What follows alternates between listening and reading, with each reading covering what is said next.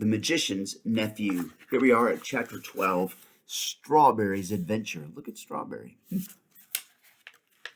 Diggory kept his mouth very tight shut. He had been growing more and more uncomfortable. He hoped that whatever happened, he wouldn't blub or do anything ridiculous. Son of Adam, said Aslan, are you ready to undo the wrong that you have done to my sweet country of Narnia on the very day of its birth?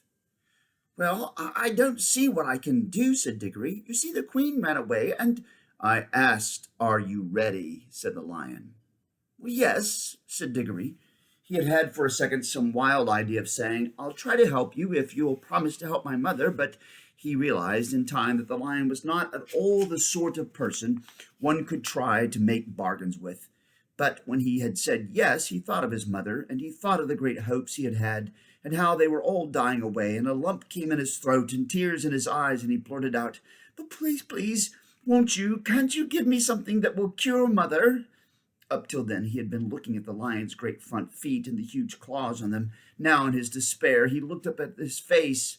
What he saw surprised him as much as anything in his whole life, for the tawny face was bent down near his, and, wonder of wonders, great shining tears stood in the lion's eyes. They were such big, bright tears compared with Diggory's own that for a moment he felt as if the lion must really be sorrier about his mother than he was himself. My son, said Aslan, I know. Grief is great. Only you and I in this land know that yet. Let us be good to one another, but I have to think of hundreds of years in the life of Narnia. The witch whom you have brought into this world will come back to Narnia again, but it need not be yet. It is my wish to plant in Narnia a tree that she will not dare to approach, and that tree will protect Narnia from her for many years. So this land shall have a long, bright morning before any clouds come over the sun. You must get me the seed from which that tree is to grow. Yes, sir, said Diggory. He didn't know how it was to be done, but he felt quite sure now that he would be able to do it. The lion drew a deep breath, stooped its head even lower, and gave him a lion's kiss. And at once Diggory felt that new strength and courage had gone into him. Dear son, said Aslan, I will tell you what you must do. Turn and look to the west, and tell me, what do you see? I see terribly big mountains, Aslan, said Diggory. I see this river coming down cliffs and a waterfall, and beyond the cliff there are high green hills with forests, and beyond those there are higher ranges that look almost black, and then far, far away there are big snowy mountains all heaped up together like pictures of the Alps, and behind those there's nothing but the sky. You see well, said the lion. Now the land of Narnia ends where the waterfall comes down, and once you have reached the top of the cliff, you will be out of Narnia and into the western wild. You must journey through those mountains till you find a green valley with a blue lake in it, walled round by mountains of ice. At the end of the lake there is a steep green hill. On the top of that hill there is a garden. In the center of that garden is a tree. Pluck an apple from that tree and bring it back to me. Yes, sir, said Diggory again.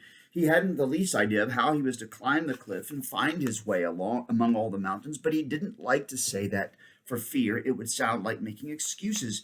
But he did say, I hope, Aslan, you're not in a hurry. I shan't be able to get there and back very quickly. Little son of Adam, you shall have help, said Aslan. He then turned to the horse, who had been standing quietly beside them all this time, swishing his tail to keep the flies off, and listening with his head on one side as if the conversation were a little difficult to understand. My dear, said Aslan to the horse, would you like to be a winged horse? You should have seen how that horse shook its mane, and how its nostrils widened, and the little tap it gave the ground with one back hoof. Clearly it would very much like to be a winged horse, but it only said, If you wish, Aslan, if you really mean. I don't know how it should be me. I am not a very clever horse.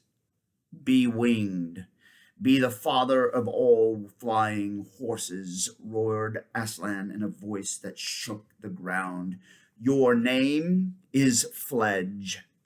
The horse shied just as it might have shied in the old miserable days when it pulled a hansom. Then it reared. It strained its neck back as if it were a fly biting as if there were a fly biting its shoulders, and it wanted to scratch them. And then, just as the beast has burst out of the earth, there burst out from the shoulders of Fledge wings that spread and grew larger than eagles, larger than swans, larger than angels' wings in church windows. The feathers shone chestnut color and copper color. He gave a great sweep with them and leaped into the air 20 feet above Aslan and Diggory. He snorted, neighed, and curveted. Then, after circling round once round them, he dropped to the earth, all four hoofs together, looking awkward and surprised, but extremely pleased. "Is it good, Fledge?" said Aslan. "It is very good, Aslan," said Fledge. "Will you carry this little son of Adam on your back to the mountain valley I spoke of?" "What, now, at once?" said Strawberry, or Fledge, as we must now call him. "Hurrah! Come on, little one. I've had things like you on my back before, long, long ago, when there were green fields and sugar." "What, what are the two daughters of Eve whispering about?" said Aslan, turning very suddenly on Polly and the cabbie's wife, who had in fact been making friends. "If you please, sir," said Queen Helen, for that is what Nelly, the cabman's wife, now was, "I think the little girl would love to go too, if it weren't in no trouble." "What does Fledge say about that?" asked the lion. "Oh, I don't mind too, not when they're little ones," said Fledge, "but I hope the elephant doesn't want to come as well." The elephant had no such wish, and the new king of Narnia helped both the children up. That is, he gave Diggory a rough heave and set Polly as gently and daintily on the horse's back as if she was made of china and might break. "There they are, Strawberry, Fledge, I should say. This is a rum go." "Do not fly too high," said Aslan. "Do not try to go over the tops of the great ice mountains. Look out for the valleys, the green places, and fly through them. There will always be a way through. And now be gone with my blessing." "Oh, Fledge," said Diggory, leaning forward to pat the horse's glossy neck. "This is fun. Hold on to me tight, Polly." Next moment the country dropped away beneath them and whirled round as Fledge, like a huge pigeon, circled once or twice before setting off in his long westward flight. Looking down, Polly could hardly see the king and queen, and even Aslan himself was only a bright yellow spot on the green grass. Soon the wind was in their faces, and Fledge's wings settled down to a steady beat. All Narnia, many-colored, with lawns and rocks and heather and different sorts of trees, lay spread out below them, the river winding through it like a ribbon of quicksilver. They could already see over the tops of the low hills which lay northward on their right. Beyond those hills a great moorland sloped gently up and up to the horizon. On their left the mountains were much higher, but every now and then there was a gap where you could see, between steep pine woods, a glimpse of the southern lands, and that lay beyond them, looking blue and far away. "That'll be where Archenland is," said Polly. "Yes, but look ahead," said Diggory, for now a great barrier of cliffs rose before them, and they were almost dazzled by the sunlight dancing on the great waterfall by which the river roars and sparkles down into Narnia itself from the high western lands in which it rises.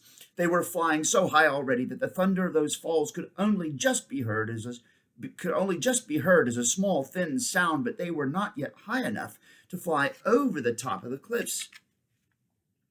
We'll have to do a bit of zigzagging here," said Fledge. "Hold on tight." He began flying to and fro, getting higher at each turn. The air grew colder, and they heard the call of eagles far below them. "I say, look back, look behind," said Polly. There they could see the whole valley of Narnia stretched out to where, just before the eastern horizon, there was a gleam of sea. And now they were so high that they could see tiny looking jagged mountains appearing beyond the northern moors, and plains of what looked like sand far in the south.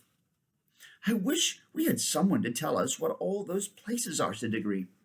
"I don't suppose they're anywhere yet," said Polly. "I mean, there's no one there and nothing happening. The world only began today." "No, but people will get there," said Diggory, "and then they'll have histories, you know." Well, it's a jolly good thing they haven't now, said Polly, because nobody can be made to learn it. Battles and dates and all that rot. Now they were over the top of the cliffs, and in a few minutes the valley land of Narnia had sunk out of sight behind them. They were flying over a wild country of steep hills and dark forests, still following the course of the river. The really big mountains loomed ahead, but the sun was now in the travelers' eyes, and they could see things very clearly in that direction. For the sun sank lower and lower till the western sky was all like one great furnace full of melted gold, and it set at last behind a jagged peak which stood up against the brightness as sharp and flat as if it were cut out of cardboard. It's none too warm up here, said Polly. And my wings are beginning to ache, said Fledge. There's no sign of the valley with a lake in it like that what Aslan said. What about coming down and looking out for a decent place to spend the night? We shan't reach that place tonight. Yes, and surely it's about time for supper, said Diggory. So Fledge came lower and lower, and as they came down nearer the earth and among the hills, the air grew warmer, and after traveling so many hours with nothing to listen to but the beat of Fledge's wings, it was nice to hear the homely and earthly noises again, the chatter of the river on its stony bed, and the creaking of trees in the light wind. A warm, good smell of sun-baked earth and grass and flowers came up to them. At last Fledge alighted. Diggory rolled off and helped Polly to dismount. Both were glad to stretch their stiff legs. The valley in which they had come down was in the heart of the mountains, snowy heights, one of them looking rose-red in the reflection of the sunset, towered above them. I am hungry, said Diggory. Well, tuck in, said Fledge, taking a big mouthful of grass. Then he raised his head, still chewing and with bits of grass sticking out on each side of his mouth like whiskers, and said, Come on, you two. Don't be shy. There's plenty for us all. But we can't eat grass, said Diggory. Said Fledge, speaking with his mouth full. Well, don't know quite what you'll do then. Very good grass, too. Polly and Diggory stared at one another in dismay. Well, I do think someone might have arranged about our meals, said Diggory. I'm sure Aslan would have if you'd asked him, said Fledge. Wouldn't he know without being asked, said Polly. I've no doubt he would, said the horse, still with his mouth full, but I've a sort of idea he likes to be asked. But what on earth are we to do? Asked Diggory. I'm sure I don't know, said Fledge. Unless you try the grass, you might like it better than you think. Oh, don't be silly, said Polly, stamping her foot. Of course humans can't eat grass any more than you can eat a mutton chop. For goodness sake, don't talk about chops and things, said Diggory. It only makes it worse. Diggory said that Polly had better take herself home by Ring and get something to eat there. He couldn't himself because he had promised to go straight on his message for Aslan, and if once he showed up again at home, anything might happen to prevent his getting back. But Polly said she wouldn't leave him, and Diggory said it was jolly decent of her. I say, said Polly, I've still got the remains of the bag of toffee in my pocket. It'll be better than nothing. A lot better, said Diggory, but be careful to get your hand into your pocket without touching a ring. This was a difficult and delicate job, but they managed it in the end. The little paper bag was very squishy and sticky when they finally got it out, so that it was more a question of tearing the bag off the toffees than of getting the toffees out of the bag.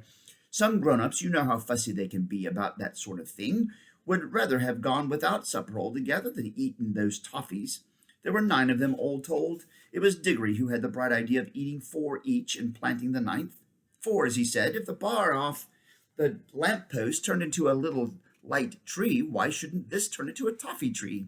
So they dibbled a small hole in the turf and buried the piece of toffee. Then they ate the other pieces, making them last as long as they could. It was a poor meal, even with all the paper they couldn't help eating as well. When Fledge had quite finished his own excellent dinner, he lay down. The children came and sat one on each side of him, leaning against his warm body, and when he had spread a wing over each, they were really quite snug. As the bright young stars of that new world came out, they talked over everything. How Diggory had hoped to get something for his mother, and how instead of that he had been sent on this message, and they repeated to one another all the signs by which they would know the place they were looking for. The blue lake and the hill with the garden on top of it. The talk was just beginning to slow down as they got sleepy, when suddenly Polly sat up wide awake and said, Hush! Everyone listened as hard as they could. Perhaps it was only the wind in the trees, said Diggory presently. I'm not so sure, said Fledge. Anyway, wait, there it goes again. By Aslan, it is something. The horse scrambled to its feet with a great noise and a great upheaval. The children were already on theirs. Fledge trotted to and fro, sniffing and whinnying. The children tiptoed this way and that, looking behind every bush and tree. They kept on thinking they saw things, and there was one time when Polly was perfectly certain she had seen a tall, dark figure gliding quickly away in a westerly direction. But they caught nothing, and in the end Fledge lay down again, and the children re-snuggled, if that is the right word, under his wings. They went to sleep at once.